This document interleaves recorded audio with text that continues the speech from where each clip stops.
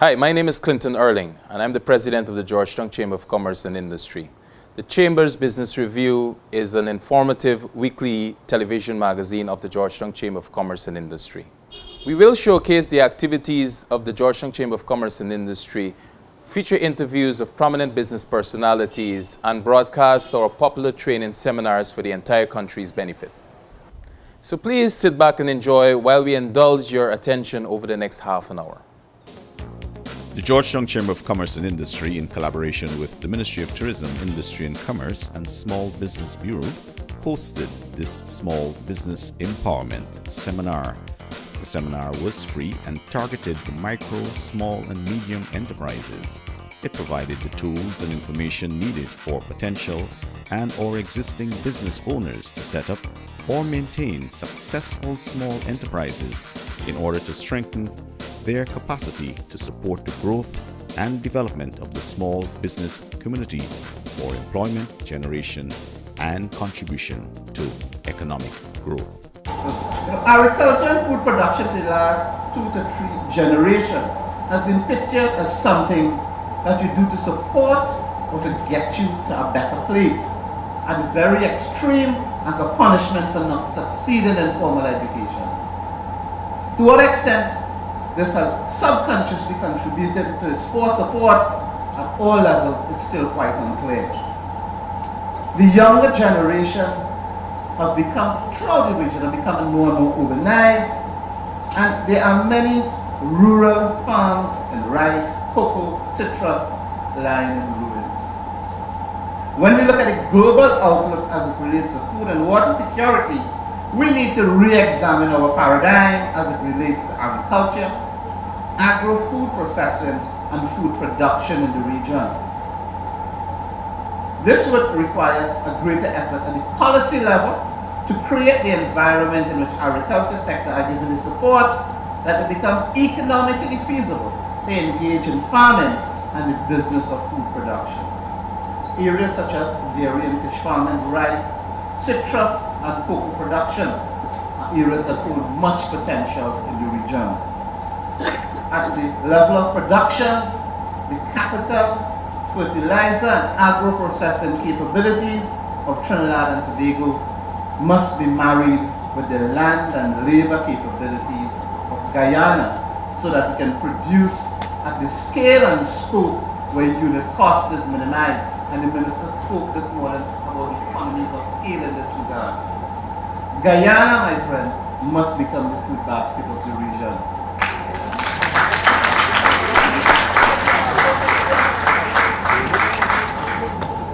Making this happen, however, cannot be left to the regional governments.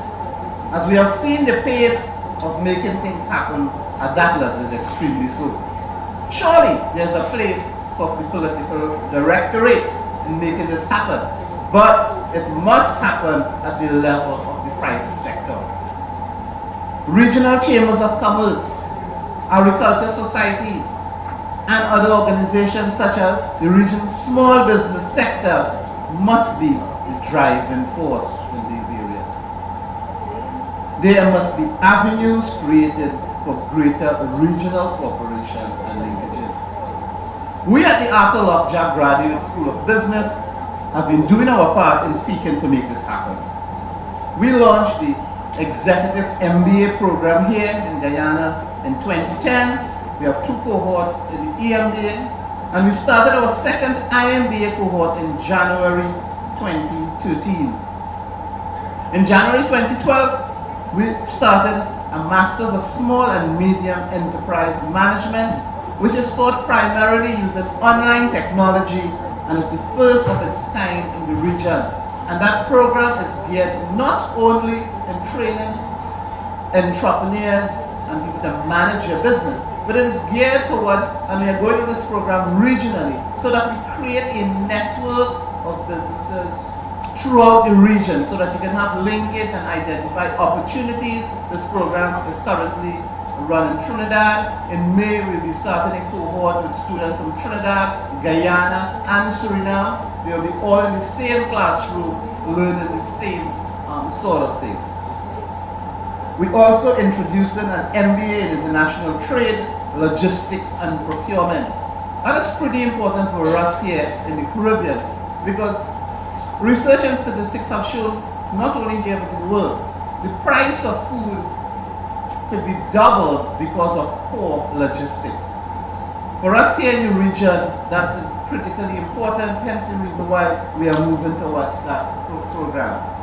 Agriculture and agri-processing cannot be seen as something that we do as a fallback position. The farmers of today must be the highly trained professionals who understand the science behind crop yield and farming practices. They must be the highly trained business professionals who see the entire value chain and how they are able to monetize the effort and be able to maintain consistency in quality and supply. We are no longer farmers and gardeners, but business professionals, scientists, and visionaries who understand that we cannot be truly independent until we can feed ourselves. Our next presenter is again one of our friends, the banks. And Ms. Yearwood has been with the bank for over 14 years, and one of the difference with her coming to speak at this forum is she specializes in the small business arena at Scotiabank. First of all, we must develop great products or services. There are some basic rules that we follow. If you give your customers what they want, you will make money. You should develop quality products and services. You should also be proud of your products and services and your company. You should listen to your customers and respond to their needs. So, a lot of times we go into business and we have our vision, we have our dreams and our values and what we want to achieve.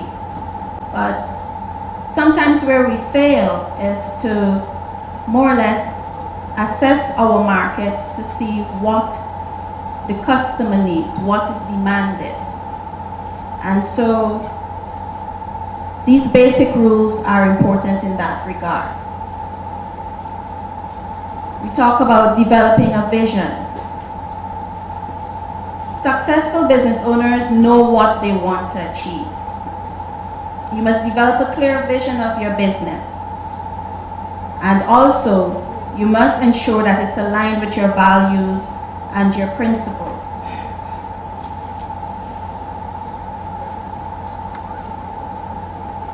Ms. Gibson from the Women Entrepreneurship Network gave a brief introduction on their vision. And in that introduction on this organization and their vision came out a number of things, which included their values and their principles. She spoke about what the organization wants to achieve for the women entrepreneurs, creating jobs and the networking for them to succeed. And so it must be like this for us individually as entrepreneurs. We must develop a plan to grow your business. People don't plan to fail, they fail to plan. And why a plan? A plan helps to keep you focused. You see, we all have ideas on what we want to do relative to business.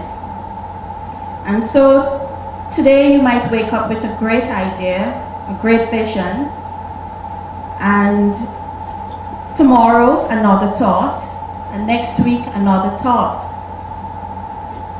So if you don't have a plan, you will tend to be distracted and you may stray away. And so it's important for you to plan and develop a detailed marketing plan. Harvard, Princeton, Oxford, only, some of us wish we could have done all of those education. But Floyd has I would consider a good mentor to me in leadership and entrepreneurship. I've worked with him closely, as I said. Looking forward to his presentation. Good afternoon. Thank you, Peter. I hope I can live up to that billing, but I'll do my best. I want to thank everybody in the panel, all the presenters before me this morning, as well as this afternoon. I also want to thank the Chamber for organizing this event and giving me the opportunity to address you. And finally, I want to thank the esteemed body, the participants. In the final analysis, it's really all about you.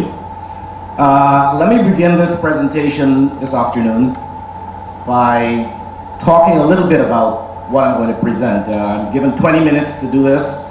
Most of you are aware you cannot really do entrepreneurship justice in 20 minutes. A lot of the topics in the presentation are themselves lectures on their own. I teach entrepreneurship at a university in Washington, D.C., and I've presented an entrepreneurial outline course to the University of Guyana. Hopefully they accept it, and if they do, I'll be teaching that there as well. Without further ado, let's jump right into it. Definition of entrepreneur. There are several definitions, as you well know. If you go online or you look at a dictionary, you're going to find all kinds of variety of definitions. My definition is the one at the bottom, and it's simply people who provide jobs, create wealth by satisfying customer needs. These are unique individuals. They're individuals that look at an opportunity or look at a problem and see an unexploited opportunity. They're not constrained by risk. They look at a problem, they improvise, adapt, and solve. And then they go out and make money doing that. So that's my definition of entrepreneurship. The next slide talks about the various types of entrepreneurship. And as you see, there is a creative entrepreneurship. Those are your artists, people that have special talent, that are unique to what they do. The gentleman this morning was talking about an art he sold to a gallery. And they go out using their talent and build a business around it. The second type is the lifestyle entrepreneur. And think about this. These are people that find what they love doing and they go out and build a business doing it. These are people that love cooking, so they start a cooking show. Writers write books, and so on and so forth. Think about your professional athletes. They play soccer, football, or what have you, and they build a business doing just that. And third, there's your social entrepreneur. There's a new phenomenon, has been talked about a lot lately, but those are simply people who are doing good for the benefit of society. And finally, the kind of entrepreneur that I'm fond of, and that is the bottom line entrepreneur. You're in the business to make money. And these are people who go out, come up with an idea, and find a way to sell it to anybody who would buy in the interest of making a profit. So let's talk a little bit about the process. What is the entrepreneurial process? And as you notice down at the bottom, there's sort of a cyclical thing which suggests that it's a cycle, it continues. But you identify a problem, come up with a solution for that problem, build a business around that solution, identify resources, people you know, friends, relatives, anybody within your circle who can help. Because most of the times when you have an idea and you're thinking about implementing it as a solution, you're not going to have all the skills it takes. We talked earlier this morning about legal expertise, financial expertise, management expertise, and there's a whole series of other expertise that you're not going to find in any one single individual. So you have to go out, find the expertise, create the solution, implement that solution, build a business around that solution, and then you go out and do it all over again. Next slide, please. So where do these ideas come from? That's the big question here. Where do we get started? You've heard opportunity knocks but once, and I sort of flipped it around. And I think opportunity knocks all the time, but it knocks softly. You don't know it's happening, but it's happening all around you. So what I've done is I've given you some basic brainstorming topics that you can use to develop ideas. And the first one is unmet needs and demands. And you can start with yourself. Look around and ask yourself, what are some things I'd like to see that nobody is supplying, nobody's producing? What are some things I'd like to have happen? Some of the best ideas came about because somebody had a problem, they looked around, they didn't have a solution, and they decided to come up with a solution. And the rest is history. So start with yourself. What are some needs and demands that you would like met that nobody is currently satisfying? And you go out and try to build a business around that. Okay? The second one is passion. The lady before me talked about it. You must have a passion for what you do. In fact, it is better to start with your passion. Find something you love to do and go out and get paid for doing it. Passion is one of the most important ingredients of an entrepreneur. They just simply love it. They can wake up every day and do it. And they would do it even if they didn't get paid for it. They just happen to do it so well that somebody pays them for it. So passion is the second ingredient. And the third thing there is cultural trends. Now what does that mean exactly? Well, a lot of times the culture, the trends within the culture will create entrepreneurial opportunities. And let me give you a few examples of what I'm